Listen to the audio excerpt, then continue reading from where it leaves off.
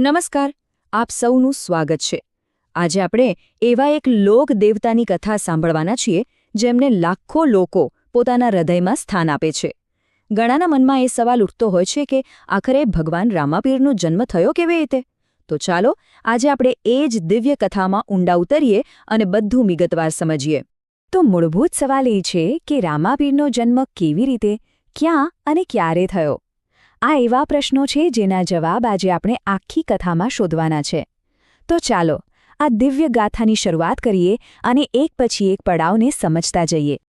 કોઈ પણ મોટી કથાની શરૂઆત મોટાભાગે એક મોટા સંઘર્ષથી થતી હોય છે અને આપણી આ કથાની શરૂઆત પણ એક રાજાની ખૂબ જ ઊંડી વેદનાથી થાય છે, જેણે આખી પરિસ્થિતિને જન્મ આપ્યો.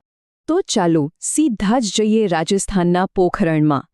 આ એ જગ્યા છે જ્યાં આપણી કથા શરૂ થાય છે. અહીં તોમર વંશના એક ખૂબ જ નેક અને ધર્મનિષ્ઠ રાજા અજમલ રાજ કરતા હતા. એમના રાજમાં બધું જ સારું હતું. પ્રજા એકદમ સુખી હતી. રાજા અજમલ અને રાણી મિનળદે પાસે આમ જુઓ તો બધું જ હતું. ધન દોલત, માન સન્માન, પ્રજાનો પ્રેમ, બધું જ. પણ એક એવી કમી હતી જે એમને રાત દિવસ અંદરથી કોરી ખાતી હતી, અને એ હતી સંતાન સુખની. એમને કોઈ સંતાન નહોતું અને એ સમયમાં આ એક બહુ મોટો અભિશાપ ગણાતો હતો. આ જ એમના જીવનનું સૌથી મોટું દુઃખ હતું. જ્યારે દુનિયાના બધા જ પ્રયત્નો નિષ્ફળ જાય ત્યારે માણસ શ્રદ્ધાનો સહારો લે છે. રાજાએ પણ એ જ કર્યું. એમણે નક્કી કર્યું કે હવે તો દિવ્ય શક્તિ જ કોઈ રસ્તો બતાવશે, અને આ માટે એમણે એક બહુ જ કઠિન યાત્રા શરૂ કરી. ચાલો જોઈએ કે આ યાત્રા એમને ક્યાં સુધી લઈ જાય છે. રાજા અજમલની શ્રદ્ધા જબરદસ્ત હતી. એમણે મનમાં ગાંઠ વાળી લીધી કે હવે તો સીધા દ્વારકાધીશ પાસે જ જઈને જ પોતાની વેદના કહેવી છે. અને આ માટે એમણે પોખરણથી છેક દ્વારકા સુધીની કપરી પદયાત્રા શરૂ કરી. ત્યાં પહોંચ્યા પછી પણ એમણે અત્યંત ધીરજ રાખી અને ભગવાનના દર્શન માટે પ્રતીક્ષા કરી. આ એમના માટે ભક્તિ અને નિરાશાની એક કસોટી જેવો હતો. અને પછી એક ઘડી આવી જેણે આખા રાજ્યનું ભાગ્ય જ બદલી નાખ્યું. રાજા અજમલની આટલી કઠિન તપસ્યા અને અતૂટ ભક્તિનું ફળ મળવાનો સમય હવે આવી ગયો હતો. રાજાની ભક્તિ જોઈને દ્વારકાધીશ ભગવાન શ્રીકૃષ્ણ એમનાથી ખૂબ પ્રસન્ન થયા અને એમને સાક્ષાત દર્શન આપ્યા. ભગવાને રાજાની આખી વ્યથા શાંતિથી સાંભળી અને પછી એક એવું વરદાન આપ્યું જેની કોઈએ કલ્પના પણ નહોતી કરી. ભગવાને કહ્યું, ચિંતા ન કરો, હું પોતે તમારા પુત્ર તરીકે અવતાર લઈશ. અને બસ અહીં જ આપણને આપણા પહેલા સવાલ કેવી રીતે નો જવાબ મળી જાય છે. તો ભગવાનનું વચન તો મળી ગયું, પણ હવે સમય હતો એ વચનને સાકાર થવાનો. તો ચાલો હવે આપણે સીધા કથાના એ ભાગ પર જઈએ જ્યાં એ ચમત્કારિક ઘટના બની અને આપણને આપણા બીજા પ્રશ્ન ક્યારે નો જવાબ મળશે. તો એ સમય હતો વિક્રમ સંવત 1461નો.